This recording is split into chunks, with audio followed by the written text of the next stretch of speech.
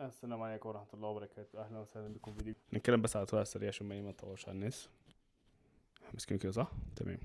احنا كل سنة وانتم طيبين. أول احنا داخلين على رمضان إن شاء الله الأسبوع الجاي. أول يوم رمضان عندي برزنتيشن في الكلية، وللأسف هطلع من الكلية بعد المغرب فهضطر أفطر في الكلية، فإن شاء الله خير يعني.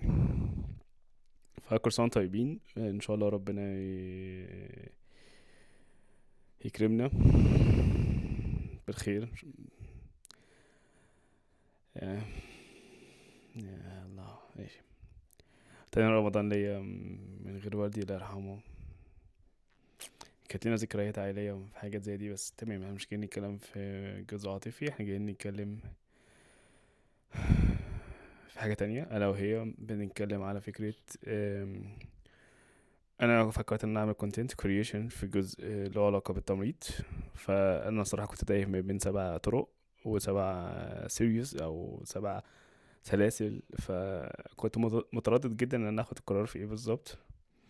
فقعدت مع أخويا علي زهران امبارح وقعدنا عملنا ميتنج كده 10 دقايق. لا احنا طولنا شوية الصراحة. فالفكرة كمان موجودة، بس احنا محتاجين ان شاء الله بس فكرة ان احنا نمشي بس في طريق، لان احنا عندنا طرق كتير وتايهين فاحنا عايزين ناخد قرار بس باختصار. ففكرة ان هو نمشي بس في المسار ده، إن شايفين ده الانسب او ده شايفين ده المطلوب حاليا دلوقتي. ف هيظهر في الصفحة دي في الجزء ده كده، او لو ما ظهرش فانا هتلاقي في اول كومنت. على حسب المونتاج الصراحة، وعلى حسب الوقت اللي هيمنتج يعني. فكنا بنتكلم امبارح في الموضوع ده بس فاحنا تايهين شويه في الطريق اللي احنا ناخده. فاحنا في ظهر لنا امبارح 7 طرق ان احنا نمشي فيهم، فاحنا طب مستحيل نمشي في السبع ده في نفس الوقت، واحنا عندنا رمضان. وطبعا رمضان بالنسبه لي السنه دي مختلف شويه،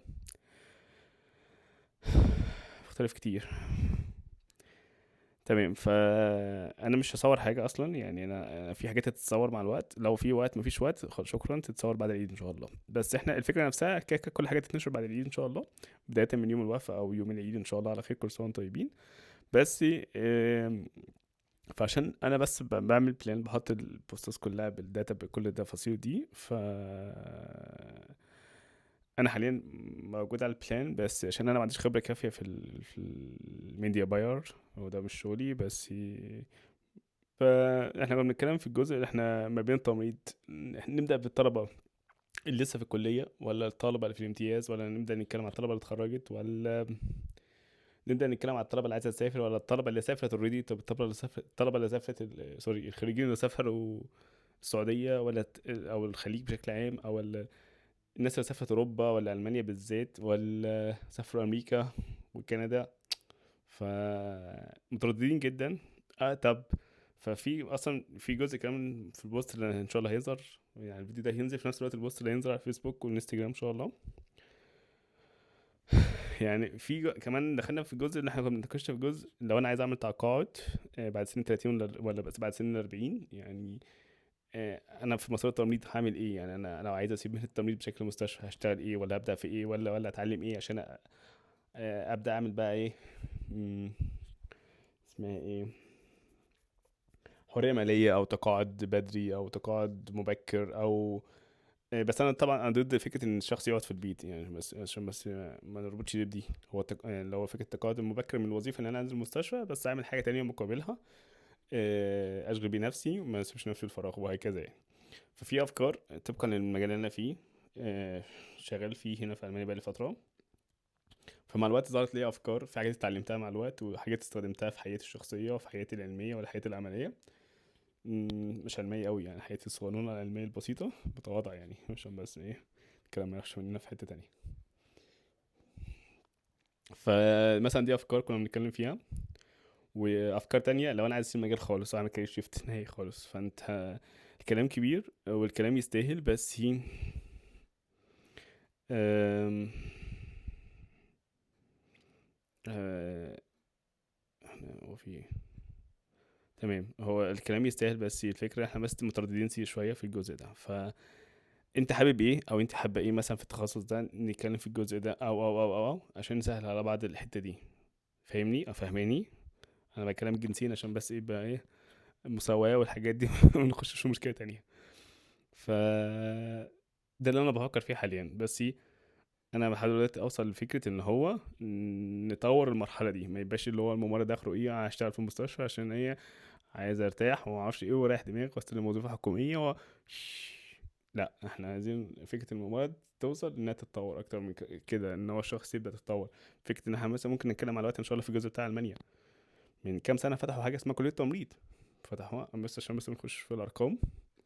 يعني فتحوها في، يا لهوي، قبل الكورونا بحاجه بسيطه. يعني بنتكلم على المانيا، هي موجوده من المانيا من سنين في اربع خمس ست جامعات.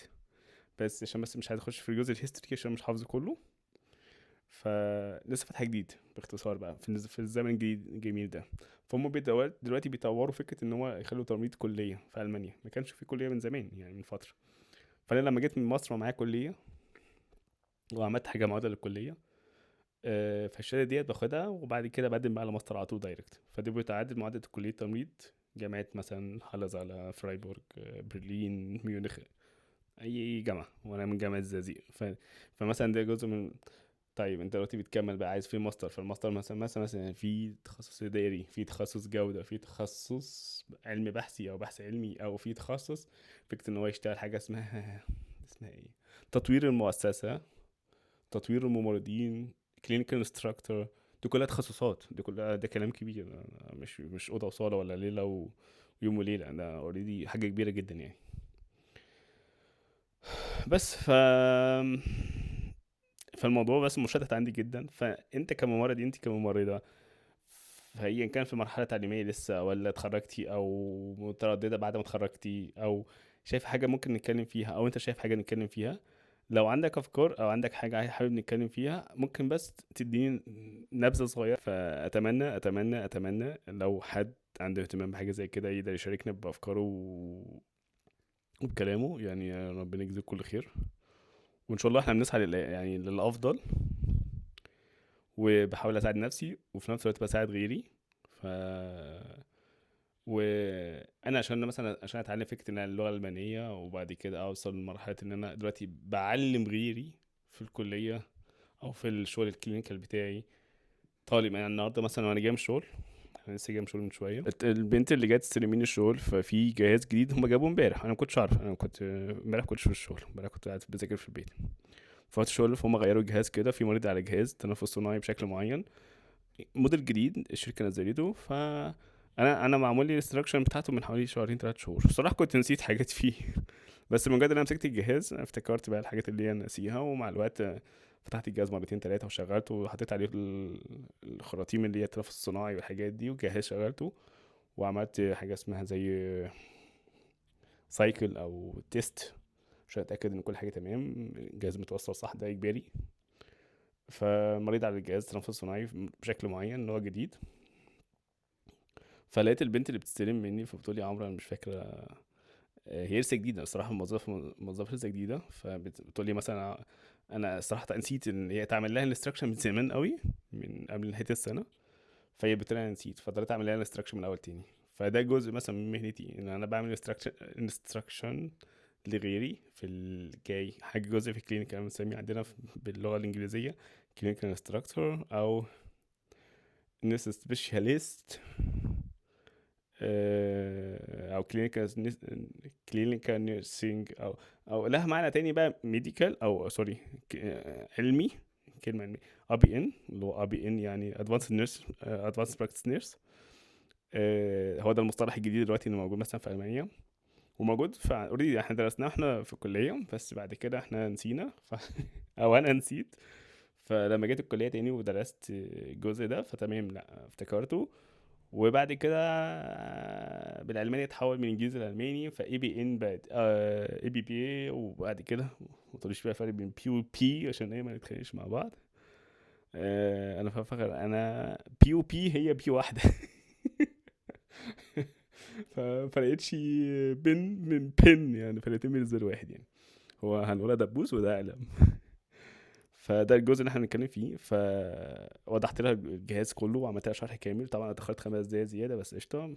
في سبيل الوطن، في سبيل الله وسبيل الوطن وسبيل الشغل. بعد كده طبعا اتاكدت انها فاهمه الجهاز كويس، وبعد كده هي بتعمل سايكل الجهاز وتيست عشان اتاكد انها فهمت كويس. ولو حاجه وقفت قدامها، وطبعا لازم انبهها على الحاجات عشان الجهاز فيه جزء معين بلاستيك لو اتكسر الجهاز ملوش لازمه. القطعه الواحده دي ب5000 يورو 4000 يورو. فالقطعه دي لو اتكسرت في الجهاز كده يعتبر يتركن، يعني نضطر نجيب له القطعه دي على ما تاخد اجراء قانوني. موضوع حزين يعني. فبيروقراطية طبعا. طوارئ، لا طوارئ يعني طوارئ، يعني لو في طوارئ يبقى في قصة تانية خالص، بس مش هنتكلم في دي دلوقتي. فاحنا بنتكلم دلوقتي، احنا تايهين في ان احنا نبدأ بإيه بالظبط. احنا we have، يعني حرفيا we have decided to start but we don't have how we start. احنا already خدنا قرار احنا هنبدأ، بس احنا مش عارفين هنبدأ ازاي. I'm just I don't know how to indicate your direction. يعني انا بحاول اشرح على الاتجاه ده، امشي على الاتجاه ده ولا امشي على الاتجاه ده، ولا ده ولا ده ولا، وهكذا احيانا. فانا اسف المايك ان انا بس كنت المفروض احط في شوكه ولا معلقه زي ما الشباب بيعملوا. بس ان شاء الله المره الجايه هجيب لها عصايه حديد زي رجل الاعمال زيمون او سيمون، اللي بيسال الناس حلمك ايه، اقدر اساعدك عشان تحقق حلمك ازاي، والحاجات الحلوه دي. وان شاء الله نقدر نساعد الناس ان احنا نشوف برضه. يعني انا في دماغي ان انا انزل في يوم من الايام الشارع واسال العرب اللي عايشين في المانيا احلامك ايه او حلمك ايه، او اقدر اساعدك ازاي في حلمك بالدعاء. تمام. بالدعاء برضو ماشي تمام. بعلاقات، نعمل علاقات برضو. يعني حاسس ان دي حاجه حلوه وفكره حلوه ممكن حد يحاول ينفذها.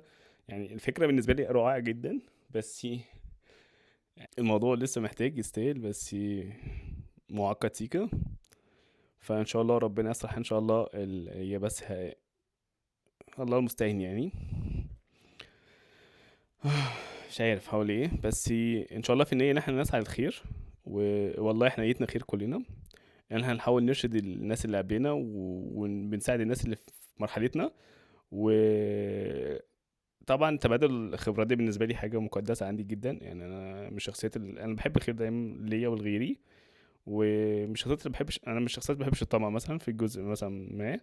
فبحاول بقدر الامكان ان انا ادي معلومه كامله، ولو مش عارف بقول مش عارف. يعني انا مش شخصيات بكره اي حد مش عارف معلومه يديها لي. يديها لي غلط يا اما هيفتي. ودي حاجتي اكتر حاجه ما هو مش عارف سهل، والله سهل بتسهل الحياه. بس في شخصيات لو قال مش عارف الله يعينه على نفسه يعني. بس عشان ما اطولش الفيديو، ما اعرفش انا كام دقيقه، فحاسس ان هم 3 دقايق ولا 4 دقايق، فانا اسف لو طولت. وان شاء الله ان شاء الله ان شاء الله ان شاء الله ان شاء الله هنبدأ نصور ونظبط كل حاجة، بس نكون ظبطنا الترانسكريبت بتاعنا والداتا، ويكون حددنا الجاست الفئة اللي احنا هنشتغل عليها. ولو فيرست سيري اللي هو أول طريق، بس اللي هو جاست أول خيط. بس طبعا أنا لو هقدر أقول أسماء أشخاص معايا تمام، لو سمحوا لي طبعا تمام، في التجارب اللي هتتكلم فيها والحاجات اللي بنتكلم فيها تمام. بس طبعا اللي مش هيسمح طبعا مش هنسمح. طبعا يعني اللي يعرفني في شخصيا عارف كويس، يعني لو صورنا مع بعض صورة فهو عارف كويس مش هقدر انشرها الا باذن هو. حتى لو مصورين صورة مع 50 شخص وفي واحد رفع، الصورة مش هتترفع. انا مش الشخصيات دي، وانا مش شخصيات، مش برفع كل الصور ولا برفع كل حاجة. بس بطمن امي دايما اول باول، بطمن والدي الله يرحمه قبل ما يموت. يعني كنت دايما بطمنه، كان دايما بيتابعني. دي بتطمنهم عليا بشكل غير مباشر ان هم انا كويس، انا تمام، مهما كانت ظروفي، مهما كانت حياتي، مهما كانت ضغوطات الغربة والحاجات الغربة دي كلها مؤلمة جدا. بس هو اختيار وتم الاتخاذ، وانت حاليا في مرحلة التنفيذ. فجاست الموضوع معقد جدا وسريع، بس لازم الحق اخلص لان عندي يوم الاثنين محاضرة. انا هقولها للطلبة زملاتي في الماستر بتاعي. ويوم الاربعاء عندي مناقشة في البروجكت اللي هيتسلم شهر يوم العيد. انت متخيل يوم العيد المفروض في بروجكت متسلم اونلاين. تجربه استخدمتها على مريض. هنتكلم في الحاجات دي ان شاء الله بعدين، بس استاذن الاول الجامعه لان انا ما اعرفش هل من حقيقه استخدم الحاجات دي ولا لا في الدعايه اللي انا استخدمت تجربه ونفذتها ونجحت فيها. وببلغ الناس هل انا اقدر اشرح حاجه زي كده اصلا من قانوني ولا لا، لان الحاجات دي طبعا معموله ارقام سريه وتفاصيل شخصيه عميقه جدا. ف ما اعرفش لحد دلوقتي انا هقدر اقول الكلام ده ولا لا، بس طبعا هنستفسر من الكليه الاول، بس انجح فيها الاول بس. والله المستعان، واشوفكم على خير ان شاء الله في فيديو جديد ان شاء الله. مستنيينكم، مستنيين تعليقاتكم، مستنيين كلامكم الجميل. ربنا يبارك فيكم ويحفظكم ويسعدكم وييسركم الحال، ويتقبل الله منا ومنكم صالح الاعمال. فاللهم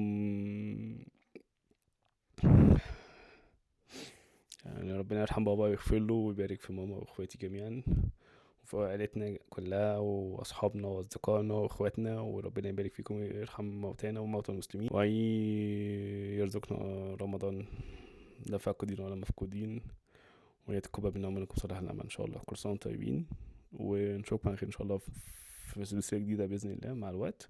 هنظبطها واحده واحده، وان شاء الله ان شاء الله ان شاء الله ان شاء الله ان شاء الله الفكره تنجح.